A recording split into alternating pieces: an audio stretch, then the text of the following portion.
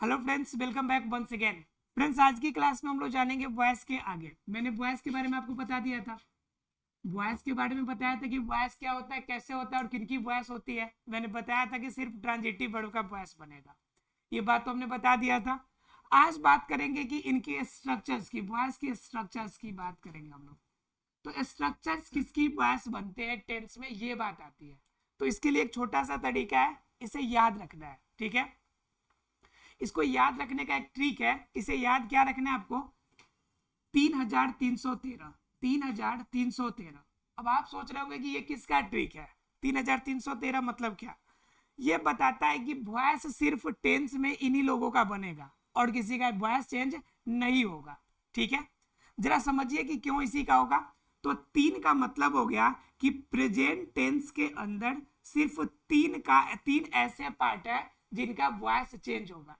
तो प्रेजेंट के अंदर तीन का मतलब क्या? तो प्रेजेंट के अंदर तीन में क्या? तो simple present, simple present tense का। ठीक है, उसके बाद क्या? प्रेजेंट का कंटिन्यूअस का, प्रेजेंट कंटिन्यूअस का, और प्रेजेंट में परफेक्ट का। ये तीन का बनेगा। फिर सेकेंड तीन का मतलब क्या? सेकेंड तीन का मतलब होता है पास्ट।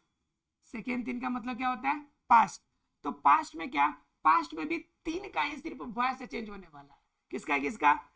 सिंपल पास्ट का, सिंपल पास्ट का, पास्ट में कंटिन्यूअस वाले का, और पास्ट में परफेक्ट वाले का। ठीक है, तो आपको दो तीन का मतलब समझ में आ गया। पहले तीन का मतलब कि प्रेजेंट में सिर्फ तीन ही टेंस का बनेगा, या तो सिंपल प्रेजेंट टेंस हो, या फिर आपका कंटिन्यूअस, कंटिन्यूअस आपका प्रेजेंट टेंस हो, या फिर आपका प्रेजेंट का परफेक्ट टेंस हो। इस तीन का ही बनेगा। दूसरे तीन का मतलब हो गया कि पास्ट का भी तीन, यानी सिंपल पास्ट, पास्ट कंटिन्यूअस और पास्ट परफेक्ट का बनेगा। क्लियर है? अब एक और बात आती है कि जो बच गया आपका एक और तीन, इसका मतलब क्या होता है? तो देखिए, इसमें का एक का मतलब होता है कि सिंपल का फ्यूचर, फ्यूचर का पहला वाला।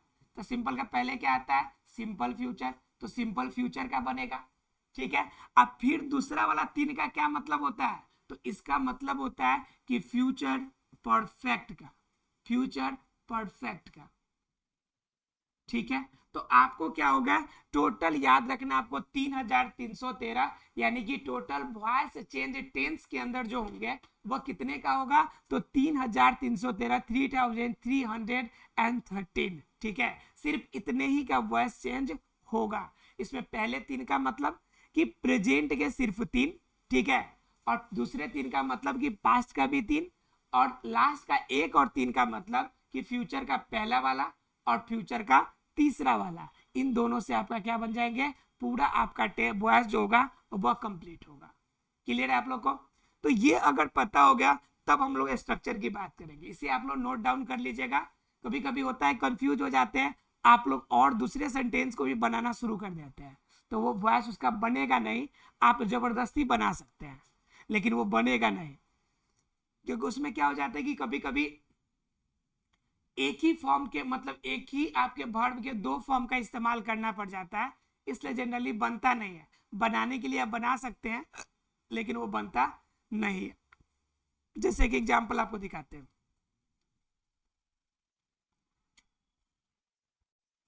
आई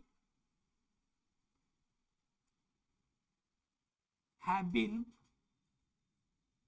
आई हैव बीन प्लेइंग क्रिकेट। इसके आगे का भी सेंटेंस है, मैं आगे का सेंटेंस नहीं ले रहा हूं, सिर्फ सिंपल ये सेंटेंस ले आओ, I have been playing cricket. आप इसको बनाना चाहिएगा तो मान लीजिए 1 मिनट के लिए आप बना लीजिए कि क्रिकेट हैज बीन बिंग। अब जरा गौर कीजिएगा, तो यहाँ पे बीन यूज हो रहा है, यहाँ पे बिंग यूज हो रहा है। ये दोनों बी का फॉर्म है कि नहीं है? ये टू बी का फॉर्म है कि नहीं है? ये बी का फॉर्म है। ये बी का बीन वर्ब थर्ड लगा है, बीइंग क्या हो गया? वर्ब फोर्थ लगा है। बताइए यह जब दो दो एक ही साथ में यूज होगा क्या? तो इस कंडीशन में एक साथ दो, एक ही वर्ब के दो फॉर्म एक साथ यूज नहीं किए जाते हैं। इसलिए ये सेंटेंस जनरली जो होगा, परफेक्ट कंटिन्यूअस वाला जो सेंटेंस होते हैं उसका वॉइस चेंज नहीं होता है। क्लियर है आप लोग को? तो दो चीजें समझ में आ गई आपको कि वॉइस चेंज क्यों नहीं होगा, और वॉइस चेंज होगा तो किनका वॉइस चेंज होगा। तो चेंज होने में 3313 और इसके अलावा जितने बच जाएंगे आपके टेंस में उनका चेंज नहीं होगा। क्लियर है आप लोग को? चलिए क्लियर है तो अब जरा सा स्ट्रक्चर की बात आप लोग को क्लियर कर ले कि ये बनेगा कैसे, अर्थात बनाने का नियम क्या होगा, कौन सा तरीका होगा कि इसे बन जाएगा और लोगों को समझ में भी आ जाएगा, हमारे एग्जाम के लिए जरूरी हो जाएगा। ठीक है, इनके बारे में थोड़ा सा चर्चा कर लेते हैं। ध्यान रखिएगा सभी को ही कि जब भी आप लोग कोई टॉपिक पढ़ते हैं तो उनसे रिलेटेड आपके पास कोई ग्रामर का बुक, ट्रांसलेशन का बुक कोई भी अवेलेबल हो तो उनसे क्वेश्चन जरूर बनाइएगा, क्योंकि प्रैक्टिस कीजिएगा तो समझ में आएगा कि आपने कितना समझा है। और नहीं समझ में आया हो तो फिर से रिपीट कर लीजिएगा, फिर से जान लीजिएगा उसके बारे में। क्लियर है? देखिए, या फिर जो दिक्कत होगा आप हमें कमेंट सेक्शन में भी बता सकते हैं, है कि नहीं? तो ये आपके लिए फायदेमंद हो जाएगा। चलिए अब बात कर लेते हैं वॉइस के अंदर बातों को। ध्यान रखिएगा जब वॉइस कंप्लीट होगा तो वॉइस का मैं आपको शॉर्ट ट्रिक भी बताऊंगा, जो 2 लाइन में उनके स्ट्रक्चर्स भी याद रखे जाएंगे। ठीक है, तो सब किसी का बिल्कुल शॉर्ट तरीका भी बताऊंगा, लेकिन उसके लिए आपको कंटिन्यू पूरा सेक्शन देखना पड़ेगा, तब समझ में आएगा वो शॉर्ट। क्योंकि शॉर्ट क्या होता है कि जो लॉन्ग चीजें पढ़ते हैं ना उसी को याद करने का तरीका होता है। तो याद करने का तरीका कब काम करेगा? जब आपने लॉन्ग पढ़ा है, समझा है उसे कि कैसे कहाँ पे अरेंज क्या होंगे, तब वो बातें आपको समझ में आएगी। चलिए बात करते हैं वॉइस की। तो इनका बनाने का नियम क्या होता है? तो पहला नंबर जो बात है, जैसे एग्जांपल पहले देखिए, आई इट अ मैंगो, सिंपल है। अब इसमें देखिए इसके पार्ट कितने दिख रहे हैं आपको। ये आपका सब्जेक्ट के रूप में दिख रहा है आपको, ये आपके वर्ब दिख रहा है, और ये वाला पार्ट आपको ऑब्जेक्ट दिख रहा है। बोलिए दिख रहा है कि नहीं दिख रहा है? अब जरा सेंटेंस को देखकर हम पहचानने की कोशिश करेंगे कि ये एक्टिव वाला है या पैसिव वाला है। ठीक है, सेंटेंस को हम देखेंगे तो आई ईट अ मैंगो, मैं आम खाता हूं, तो यहाँ पे काम कौन कर रहा है? मैं ही तो कर रहा है, सब्जेक्ट ही तो कर रहा है, यानी सब्जेक्ट यहाँ पे डोमिनेट है।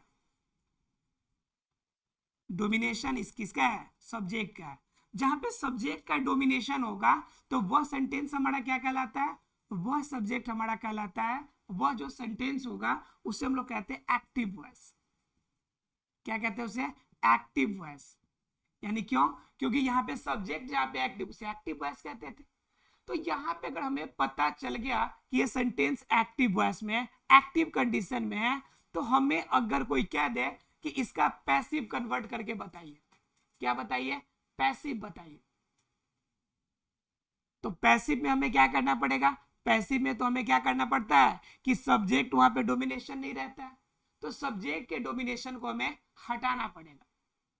तो मैंने एक चीज बताई थी कि हमेशा याद रखना है कि जो उसके वर्ब होते हैं सिर्फ वर्ब का ही वॉइस चेंज होता है, बाकी सेंटेंस से कोई मतलब नहीं होता ज्यादा।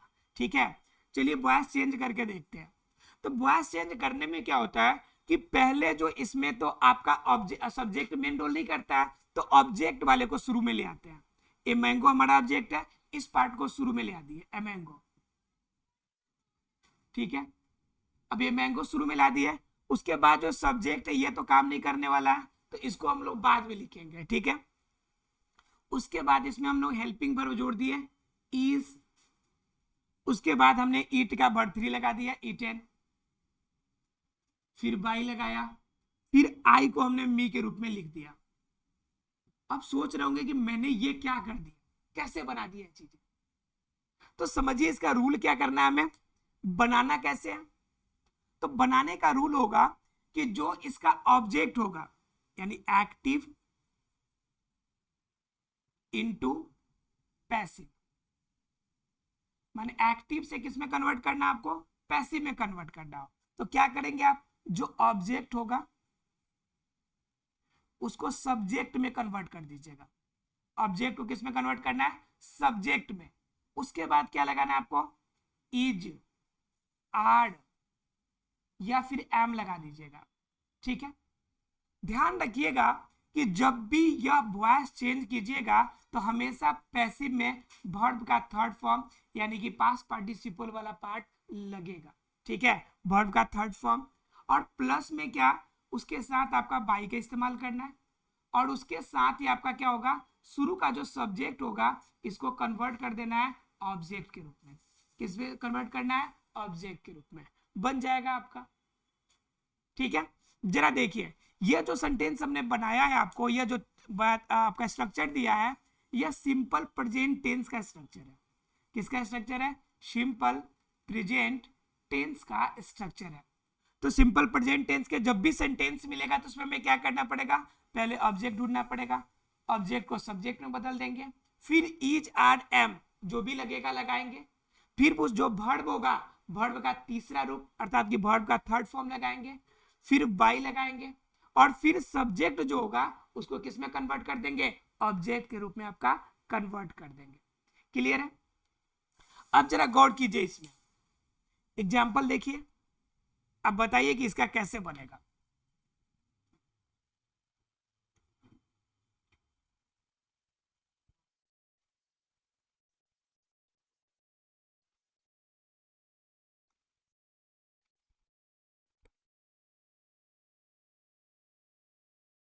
देखिए एग्जाम्पल है आपका, आई बीट हिम। सेंटेंस देखिए पहले कौन सा है, तो यहाँ पे सब्जेक्ट है, अब प्लस में वर्ब वन है, अब प्लस में ऑब्जेक्ट है। तो ये सेंटेंस देखते हैं आपको क्या समझ में आएगा कि ये सिंपल प्रेजेंट टेंस है। बताइए है कि नहीं, सेंटेंस सिंपल प्रेजेंट टेंस हमें समझ में आ गया कि ये सिंपल प्रेजेंट टेंस है। तो सिंपल प्रेजेंट टेंस का एक्टिव है तो पैसिव में बदलना है। तो क्या कह रहा है कि ऑब्जेक्ट को सब्जेक्ट बना दीजिए। तो ऑब्जेक्ट हमारा क्या है, यहाँ पे हिम है, तो हिम का सब्जेक्ट क्या होगा, ये दिक्कत वाली बात है। तो नोट में लिख लीजिए सब्जेक्ट का ऑब्जेक्ट में कैसे कन्वर्ट करते हैं हम लोग, ये नोट में लिख लीजिएगा। ठीक है, आई का, आई सब्जेक्ट है तो इसका मी हो जाएगा, अगर ही है तो ही का हिम हो जाएगा, शी है तो सी का हर्ड हो जाएगा, अगर वी है तो वी का अस हो जाएगा, उसके बाद दे है तो दे का देम हो जाएगा, हालांकि इसका यूज होगा नहीं, बताएंगे आपको, दे का देम हो जाएगा। और कुछ बच रहा है क्या, यू है तो यू का यू हो जाएगा। क्लियर है आप लोग को? तो ये सभी आपको याद रखना है। इस साइड वाला ये सब्जेक्ट है और इधर क्या बन गया आपका, इसका ऑब्जेक्ट बन गया। अब जरा समझिए, कोई कह रहा है कि हिम का हमें सब्जेक्ट बनाना है, तो देखिए हिम कहाँ है, ये रहा हिम, तो हिम का सब्जेक्ट क्या होगा हमारा, हिम का सब्जेक्ट क्या हो रहा है, ही हो रहा है।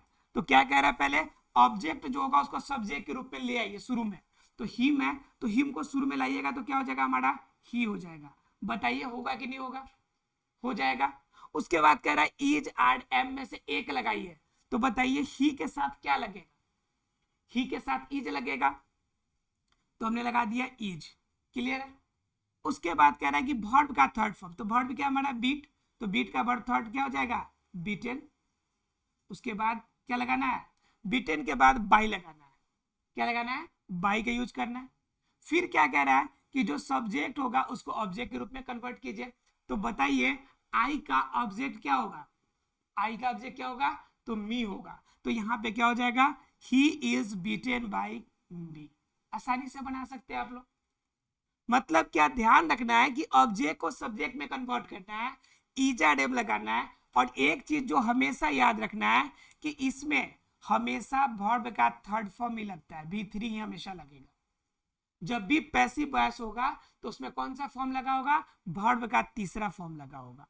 ठीक है, और आपका जो भी सेंटेंस है, पहले सेंटेंस हमें पहचानना पड़ेगा। सिंपल प्रेजेंट टेंस का स्ट्रक्चर था, वैसे आपका प्रेजेंट कंटिन्यूअस का आएगा, तो सेंटेंस पहचान के फिर उसके नियम के अकॉर्डिंग लगाएंगे। तो हमारा नियम किस पे डिपेंड करेगा, जैसा सेंटेंस होगा उसी के अकॉर्डिंग हमारा जो होगा वह रूल भी चलेगा। आसानी से बना सकते हैं। एक और एग्जांपल आप लोग देख लीजिए। ठीक है, यू सेल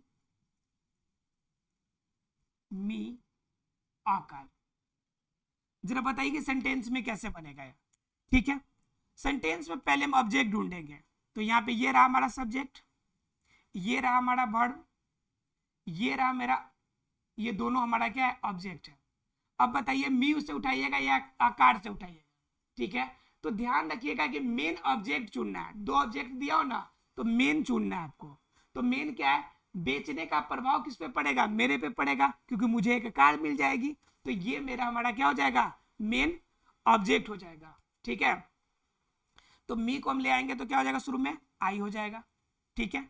उसके बाद क्या, ई जा रहे में से एक लगाना, तो आई के साथ क्या लगाइएगा बताइए, आई के साथ एम लगाइएगा। उसके बाद सेल का वर्ब थर्ड सोल्ड हो जाएगा। उसके बाद किसका इस्तेमाल करना है, बाई का यूज करना है। तो बाई किससे, यू है यहाँ पे, तो बाई यू का आप देखिएगा ऑब्जेक्ट भी यू होता है। अब आप सोच रहे होंगे सर एक कार्ड कहाँ लगाएंगे, तो अ कार्ड सोल्ड के बाद अ कार्ड आप यहाँ पे जोड़ सकते हैं, I am sold a card by you, बन जाएगा आसानी से।